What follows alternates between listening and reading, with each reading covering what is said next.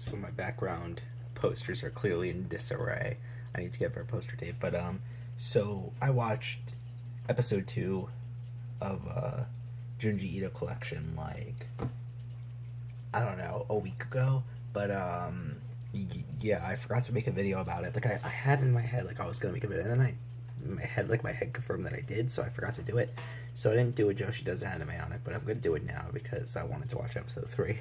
So and then I realized I didn't do episode 2. So this one was a big step up from the first episode, definitely. And again, I'm gonna say this every time. I don't know if this is better source material because the first episode was kind of shit.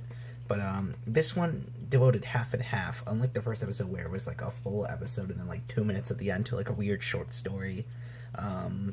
This one devoted like half and half, so half of it was one story, half of the other. I'd say the second story was a lot better than the first one, but the first one was still good. Like, I think, again, whether this is the source material or the show, not a big deal. The first episode it related to me personally, because, this sounds horrible, but, like, if Junji Ito captured it perfectly in a manga, I think it's kind of acceptable, in a way. Like, when I was younger, I would have this, like, thing where if I saw someone that was just really ugly, and I don't mean like deformed or anything, I just mean like really ugly, I would have a nightmare about them. And it's nothing against them. There might be a great person. It's just I would just have a nightmare about them, and it sounds really bad, but like Junji Ito did I'm assuming a manga out of it, and it was adapted in a TV anime. So I think this fear is pretty sounded then, and like I think this captures the essence perfectly, where he's like reading a magazine. It doesn't explain why she was in the fat thing. Don't really explain anything, but I think that adds to the creepiness a little bit.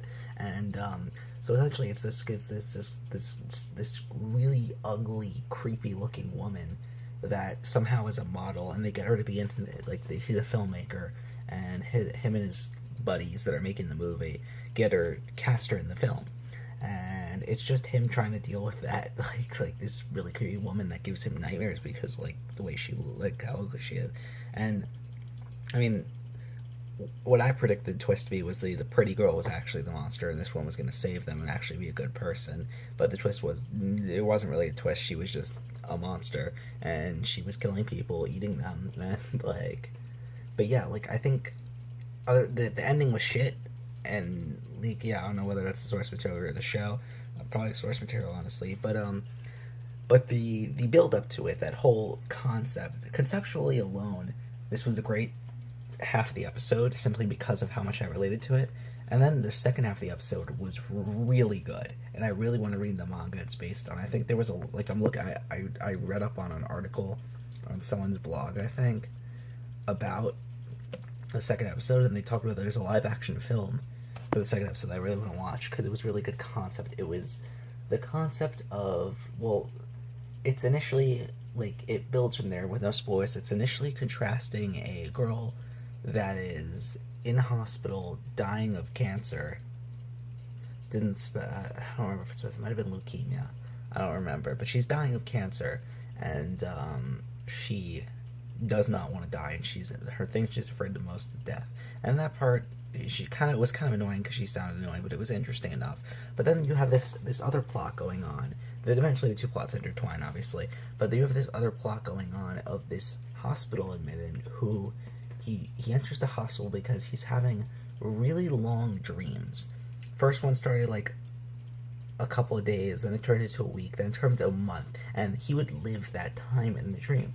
And at first it wasn't really noticeable because if you live a month, you don't change much. But slowly, the longer his dreams become, when it becomes like a year, 5 years, 10 years, he starts to age when he wakes up in the morning. So when he wakes up, and you could see how this concept gets really interesting because every night it like exponentially, the length of his dreams grow exponentially, and it's this doctor trying to figure out what's going on with her, with this guy. I mean, while simultaneously dealing with this cancer patient, and it's just this contrast, and it's the doctors experiencing this and seeing what's going on. And I like that you didn't see the dreams. I like that you don't know what he's dreaming about, and I like that because it leaves a sense of the mystery. And I think the creepiest part about it is that you don't see it.